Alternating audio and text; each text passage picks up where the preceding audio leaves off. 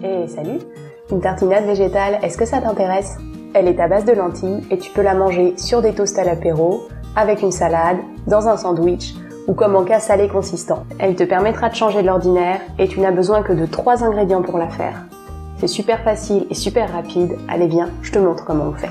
Tu as besoin de lentilles, de lait de coco, d'un oignon, mais t'es pas obligé, tu fais comme tu veux, d'un peu de curry, d'un peu de sel et d'un peu d'huile pour la cuisson. Moi, ici, j'utilise des lentilles corail. C'est une variété de lentilles qui cuit rapidement et que tu n'as pas besoin de tremper avant. Tu peux aussi utiliser des lentilles déjà cuites si tu as une conserve qui traîne dans ton placard dont tu ne sais pas quoi faire.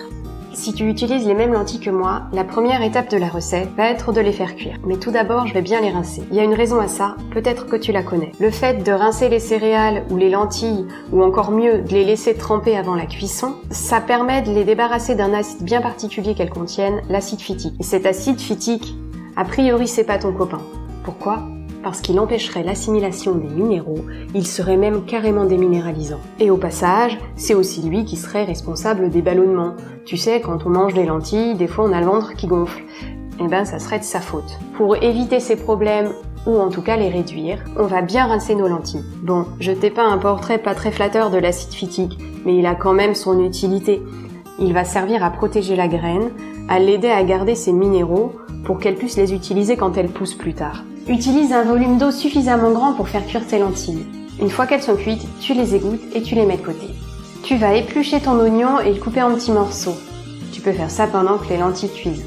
Tu vas le faire cuire à feu moyen dans un petit peu d'huile avec du curry. La cuisson prend entre 5 et 10 minutes en fonction de la taille des morceaux d'oignon que tu as coupés. En cas de besoin, tu peux ajouter un petit peu d'huile ou un petit peu d'eau au cours de cuisson pour éviter d'attacher le fond de ta casserole. Moi, je couvre à demi mes oignons quand je les fais cuire. Ça permet de conserver la chaleur et de les cuire plus vite. Lorsque tes oignons sont cuits, tu ajoutes les lentilles que tu avais laissées de côté et le lait de coco. Tu mélanges en faisant chauffer à feu doux pour que le lait de coco puisse fondre. Si ton lait de coco provient d'une boîte et qu'il fait un peu frais chez toi, le gras se sera peut-être solidifié en haut de ta conserve. Dans ce cas-là, si tu n'utilises pas toute la boîte, essaie de faire en sorte de prendre une partie de gras et une partie de lait, en proportion égale de préférence. Lorsque le mélange est homogène, si tu le trouves trop liquide, laisse-le sur le feu pour qu'il s'évapore un peu. Si tu le trouves trop compact, tu peux rajouter un peu de lait de coco.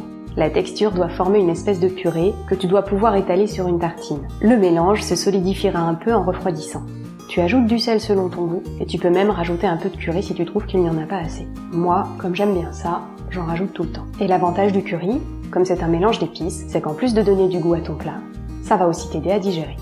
Tu laisses refroidir et quand c'est froid, tu as une tartinade aux lentilles prête à l'emploi. Elle se conserve plusieurs jours au frais dans un bocal hermétique.